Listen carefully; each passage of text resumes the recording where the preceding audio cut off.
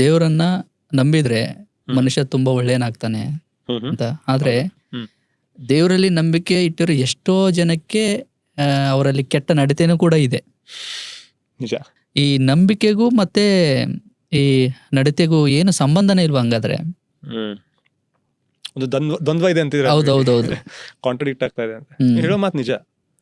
ನೋಡಿ, ಎರಡು ಮೂರು ರೀತಿಯಲ್ಲಿ ಇದ್ರ ಬಗ್ಗೆ ನಾವು ತಿಳ್ಕೊಳ್ಬೋದು. ಮೊದಲನೇದು ನಾವು ಏನು ತಿಳ್ಕೊಳ್ಬೇಕು, ಆನೆಸ್ಟ್ ಆಗಿ ಸ್ಟ್ರೇಟ್ ಫಾರ್ವರ್ಡ್ ಆಗಿ ಹೇಳ್ಬೇಕಂದ್ರೆ, ನಾನು ಧಾರ್ಮಿಕನಾಗಿದ್ದೇನೆ, ನಾನು ರಿಲಿಜಿಯಸ್ ಆಗಿದ್ದೀನಿ ಅದೊಂದು ಕ್ಲೇಮ್. ಅದು ನಾನು ಕ್ಲೇಮ್ ಮಾಡ್ತಾ ಇದ್ದೀನಿ ಅಂತ ನಾನು ಇದ್ದೀನಿ ಅಂತ ಅರ್ಥ ಅಲ್ಲ. ಎಷ್ಟು ಜನ ಹೇಳ್ತಾರೆ ನಾನು ಧಾರ್ಮಿಕನಿದ್ದೀನಿ. ಯಾಕೆ ಧಾರ್ಮಿಕನಿದ್ದೀನಿ ಅಂತ ನೀವು ಕೇಳಿದ್ರೆ ಹೇಳ್ತಾರೆ, ನಾನು ಬೆಳಗ್ಗೆ ಎದ್ಬಿಟ್ಟು ಏನೊಂದು ಮಾಡ್ತೇನೆ, ಅಥವಾ ನಾನು ಒಂಥರದ ವಿಶಿಷ್ಟ ಉಡುಪು ಹಾಕ್ತೇನೆ ಅಂತ ಅವ್ನು ಹೇಳ್ತಾನೆ. ಒಬ್ಬನು ನಾನು ತಿಲಕ ಇಟ್ಕೊಂಡ್ಬಿಟ್ರೆ ಧಾರ್ಮಿಕನಾಗ್ತೇನೆ ಅಂತ ತಿಳ್ಕೊಂಡಿದ್ದಾನೆ. ಒಬ್ಬನು ಟೋಪಿ ಹಾಕೊಂಡ್ಬಿಟ್ರೆ ಧಾರ್ಮಿಕನಾಗ್ತೇನೆ ಅಂತ, ಒಬ್ಬನು ನಾನು ಕ್ರಾಸ್ ಹಾಕೊಂಡ್ಬಿಟ್ರೆ ಧಾರ್ಮಿಕನಾಗ್ತೀನಿ ಅಂತ ತಿಳ್ಕೊಂಡಿದ್ದಾನೆ. ಇನ್ನೊಬ್ರು ಇನ್ನೊಂದು ಮಾಡ್ಬಿಟ್ರೆ ಧಾರ್ಮಿಕನಾಗ್ತಾನೆ.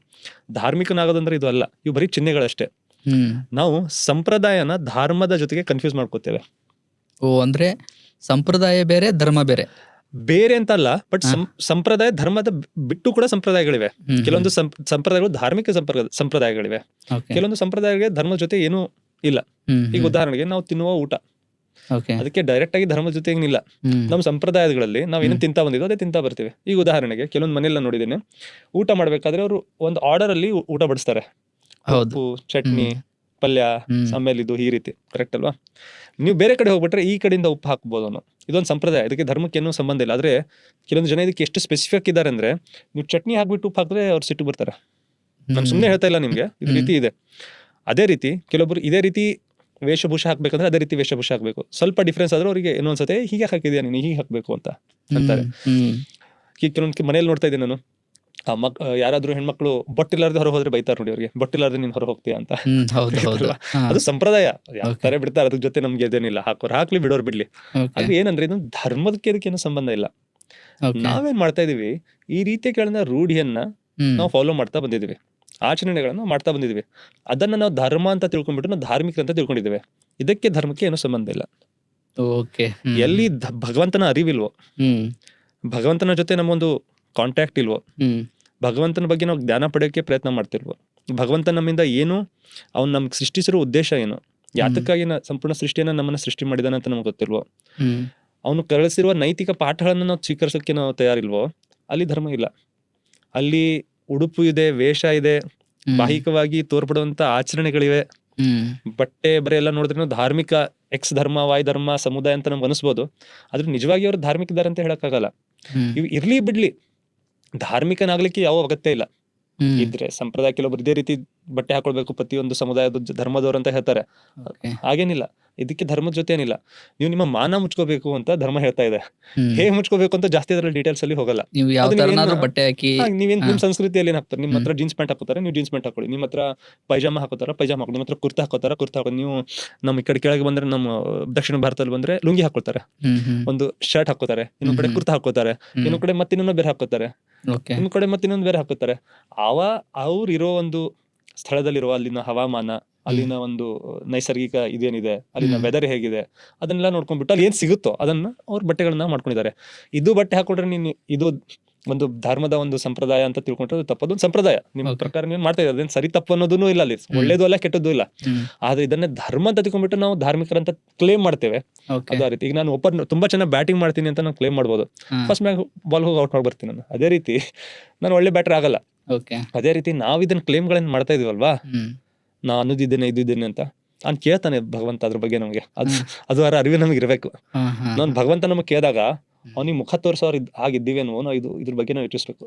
ನಾವು ಧಾರ್ಮಿಕರಾಗಿದ್ದೀವಿ, ನೈತಿಕರಾಗಿದ್ದೀರಿ ಅಂತ ನಾವೇನು ಜಂಬ ಕೊಚ್ಕೋತಾ ಇದೀವಲ್ವಾ, ಅಥವಾ ಕ್ಲೇಮ್ಸ್ ಮಾಡ್ತಾರಲ್ಲ ಯಾರೆಲ್ಲ ಜನ, ನಾವ್ ಮುಂದೆ ಹೋಗಿ ನಿಂತ್ರೆ ಅವ್ನಿಗೆ ಮುಖ ನಮಗ್ ತೋರ್ಸೋದಿದ್ರೆ ಅಲ್ವಾ, ಅವಾಗ ಅವ್ನು ಕೇಳ್ತಾನೆ, ಏನಪ್ಪಾ ಅನ್ನೋಷ್ಟು ಧಾರ್ಮಿಕನಾಗಿದ್ದೆ ಅಂತ ಹೇಳಿದೆ, ಎಷ್ಟ್ ಕಡೆ ಲಂಚ ಕೊಟ್ಟಿದ್ಯಾ, ಲಂಚ ತಗೊಂಡಿದ್ಯಾ, ಸುಳ್ಳಾಡಿದ್ಯಾ, ಮತ್ತೆ ಪರಸ್ತ್ರೀಯನ್ನ ನೋಡಿದ್ಯಾ, ಪರಧನದ ಬಗ್ಗೆ ನೀನು ಕಂಡಿಟ್ಟಿದ್ಯಾ, ಬೇರೆ ನೋಡಿ ಈರ್ಷ್ಯ ಪಟ್ಟಿದ್ಯಾ, ಹೊಟ್ಟೆ ಕಿಚ್ಚನ್ನ ಪಟ್ಟಿದ್ಯಾ, ಯಾವ ರೀತಿ ಧರ್ಮ ಅಪ್ಪ ಇದು ಅಂತ ಕೇಳ್ತಾನೆ.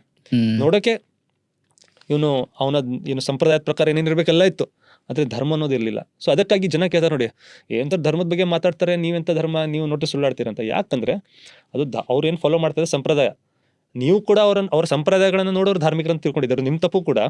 ಅವ್ರು ಕೂಡ ತಾವು ಮಾಡೋ ಸಂಪ್ರದಾಯಗಳನ್ನ ಧರ್ಮ ತಿಳ್ಕೊಂಡಿದ್ರು, ಅವ್ರ ತಪ್ಪು ಕೂಡ. ಸೊ ಇಬ್ರು ನಷ್ಟದಲ್ಲೇ ಇದ್ದಾರೆ.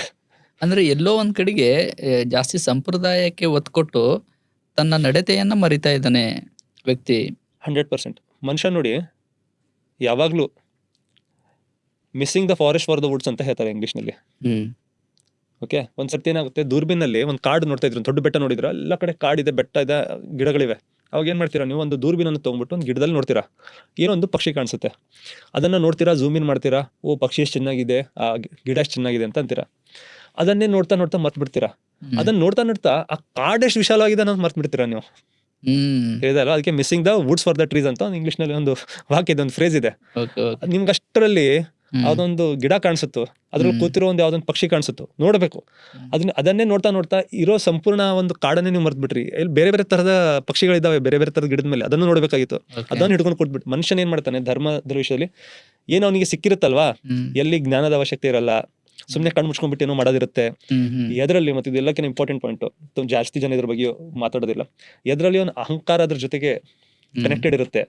ಅದರಲ್ಲಿ ಒಂದು ತುಂಬಾ ಇದು ತಗೊಂಡ್ಬಿಟ್ಟು ಮಾಡ್ತಾನೆ, ಧರ್ಮ ಧರ್ಮ ಧರ್ಮ ಅಂತ ಧರ್ಮದ ಹೆಸರಲ್ಲಿ ಸಂಪ್ರದಾಯಗಳನ್ನು ಫಾಲೋ ಮಾಡ್ತಾನೆ. ಅಹಂಕಾರ ಆಡ್ ಆದ್ರೆ ಇನ್ನೂ ಜಾಸ್ತಿ ಆಗುತ್ತೆ. ನೋಡಿ, ಎಲ್ಲಾ ನಾವು ಸಂಪ್ರದಾಯಗಳ ರೂಢಿಗಳನ್ನ ಯಾಕೆ ಫಾಲೋ ಮಾಡ್ತೀವಿ ಹೇಳಿ, ಒಳ್ಳೇದನ್ನ ಮಾಡ್ಬೇಕು. ಈಗ ಉದಾಹರಣೆಗೆ ನಾನು ಹೇಳ್ತೀನಿ, ನಮ್ಮ ತಂದೆಯವ್ರು ಯಾರ ಮನೆಗೆ ಹೋದ್ರು ಕೂಡ ಬರಿಗೈಲಿ ಹೋಗ್ತಾ ಇರ್ಲಿಲ್ಲ. ಅದೊಂದು ನಮ್ದೊಂದು ಟ್ರೆಡಿಷನ್ ಫ್ಯಾಮಿಲಿದು. ಯಾರ ಮನೆಗೆ ಹೋದ್ರೆ ಏನಾದ್ರು ತಗೊಂಡ್ ಹೋಗ್ಬೇಕು. ಅದಕ್ಕಾಗಿ ನನ್ನ ವೈಫ್ ಈಗ ಕೂಡ ನನಗೆ ಯಾರ ಮನೆಗಾದ್ರೂ ಹೋದ್ರೆ ಖಾಲಿ ಕೈಲಿ ಹೋದ್ರೆ ಬೈತಾರೆ. ಇದೊಂದು ಒಳ್ಳೆ ಟ್ರೆಡಿಷನ್, ಇದೊಂದು ಒಳ್ಳೆ ಸಂಪ್ರದಾಯ. ಮತ್ತೆ ನಾವು ಇದಕ್ಕೆ ಧರ್ಮದ ಒಂದು ಭಾಗ ಅಂತ ಕೂಡ ಹೇಳ್ಬೋದು. ಯಾಕಂದ್ರೆ ಯಾರ ಮನೆಗೆ ಹೋದ್ರೆ ಒಂದು ಒಳ್ಳೆದೇನೋ ತಗೊಂಡ್ ಹೋಗ್ತಿದ್ರ, ಅವ್ರು ನಿಮ್ಮ ಮನೆ ಬಂದ್ರೆ ತಗೊಂಡ್ ಬರ್ತಾರೆ, ಪ್ರೀತಿ ಜಾಸ್ತಿ ಆಗುತ್ತೆ. ಗಿಫ್ಟ್ ಎಕ್ಸ್ಚೇಂಜ್ ಮಾಡಿದ್ರೆ ಪ್ರೀತಿ ಜಾಸ್ತಿ ಆಗುತ್ತೆ, ಉಡುಗೊರೆ ಕೊಡೋದ್ರಿಂದ ಪ್ರೀತಿ ಜಾಸ್ತಿ ಆಗುತ್ತೆ. ಒಳ್ಳೆ ಸಂಪ್ರದಾಯಗಳಿವೆ, ಅದನ್ನ ಮಾಡ್ಬೇಕು. ಇಲ್ಲಿ ಅಹಂ ಕೂಡ ಇಲ್ಲ, ಅವರಲ್ವಾ. ಆದ್ರೆ ಅಹರಂ ಇರುವ ಬಹಳಷ್ಟು ಸಂಪ್ರದಾಯಗಳಿವೆ. ಯಾಕಂದ್ರೆ ಕೆಲವರಿಗೆ ಒಂದು ವಿಶಿಷ್ಟ ತರದ ಬಟ್ಟೆ ಹಾಕೊಂಡ್ರೆ ಗುರುತ್ಪಡಿಸ್ತಾರೆ ಅವರು, ಈ ಸಮಾಜದವರು, ಈ ಸಮುದಾಯದವರು, ಈ ಕಮ್ಯುನಿಟಿಯವರು, ಈ ಒಂದು ಫ್ಯಾಮಿಲಿಯಿಂದ ಬಂದಿದ್ದಾರೆ, ಇವನು ಗೌಡ ಅಂತದಕ್ಕೆ ಒಂದು ಟೈಪ್ ಗೊತ್ತಲ್ಲ, ಯಾರ್ತಿ ಹಾಕೋತಾರೆ. ನಮ್ ಕಡೆ ಎಲ್ಲ ಇದೆ, ಇವ್ರು ಪಾಟೀಲ್ರ ಮಗ ಅಂದ್ರೆ ಪಾಟೀಲ್ರು ಅಂದ್ರೆ ಒಂದು ಟೈಪ್ ಇರ್ತಾರೆ ಅವರು. ಹೌದಾ, ಇವ್ರು ಮೊಲ್ಲಾ ಸಾಬ್ ಬೇಟ, ಇವ್ರು ನಮ್ ಪ್ಯಾಸ್ಟರ್ ಬೇಟ. ಅದಕ್ಕೆ ಪ್ಯಾಸ್ಟರ್ ನೋಡಿ ಡ್ರೆಸ್ ಇರುತ್ತೆ, ಅವನೇನೋ ಬೇರೆ ಟೈಪ್ ಡ್ರೆಸ್ ಹಾಕ್ತಾರೆ. ಹಾಕ್ಬೇಕು ಹಾಕ್ಬಾರ್ದು ಹೇಳ್ತಾ ಇಲ್ಲ ನಾನು. ಎದಕ್ಕೆ ಹೇಳ್ತಾ ಇದೀನಿ ಅಂದ್ರೆ, ನಾವು ಇದು ನಿಷ್ಕಳಂಕವಾದ ಮನಸ್ಸಿಂದ ಮಾಡ್ತಾ ಇಲ್ಲ, ಮಾಡಿದ್ರೆ ತುಂಬಾ ಒಳ್ಳೇದು. ಯಾಕೆ ಮಾಡ್ತಿದ್ವಿ, ನಮ್ಗೆ ಇದೊಂದು ಐಡೆಂಟಿಟಿ ಬೇಕು. ನಾನಿದು ಇದ್ದೇನೆ, ನನ್ನ ಅಹಂಕಾರ ಅಲ್ಲಿ ಜೋಡಣೆ ಆಗಿದೆ, ಅಹಂಕಾರ ಅಲ್ಲಿ ಶಾಮೀಲಾಗಿದೆ. ಅದಕ್ಕಾಗಿ ನಾನು ಅಷ್ಟು ಪ್ಯಾಷನ್ ಇಂದ ಮಾಡ್ತಾ ಇದ್ದೀನಿ. ಇದೆಲ್ಲ ಅಹಂಕಾರ ತೆಗೀರಿ, ಒಂದ್ ಕೆಲಸ ಮಾಡಲ್ಲ. ಈಗ ನನ್ನ ಧರ್ಮ ಗ್ರಂಥ ಕೂತ್ಕೊಂಡ್ಬಿಟ್ಟು ಅರ್ಧ ಗಂಟೆ ಓದಿದೆ, ಯಾರಿಗೂ ಗೊತ್ತಾಗ್ತಾ ಇಲ್ಲ ನಾನು ಓದ್ತೇನೆ ಅಂತ. ಮನೇಲಿ ಕೂತ್ಕೊಂಡ್ಬಿಟ್ಟು ಓದ್ಬೇಕು, ತಿಳ್ಕೊಳ್ಬೇಕು. ಅಹಂ ಇಲ್ಲ, ಅಲ್ಲಿಲ್ಲ, ಅಹಂ ಕರ್ಗೋಗ್ತಾ ಇದೆ, ಅಹಂ ಕುಂಠಿತವಾಗ್ತಾ ಇದೆ. ಯಾಕಂದ್ರೆ ದೇವ್ರು ಹೇಳ್ತಾ ಇದ್ದಾನೆ, ನೀನ್ ಏನು ಇಲ್ಲ, ನೀನ್ ಏನಿದೆ, ನಾನಿದ್ರೆ ನೀನ್ ಅಸ್ತಿತ್ವ ಇದೆ ಅಂತ ಹೇಳ್ತಾ ಇದ್ದಾನೆ. ಅಹಂಕಾರ ಅಲ್ಲಿ ನುಚ್ಚು ನೂರಾಗ್ತಾ ಇದೆ, ಅವೆಲ್ಲ ಅದಕ್ಕೆ ಓದಕ್ಕಾಗಲ್ಲ ನಮ್ಗೆ, ತಿಳಿತಾ ಅಲ್ವಾ.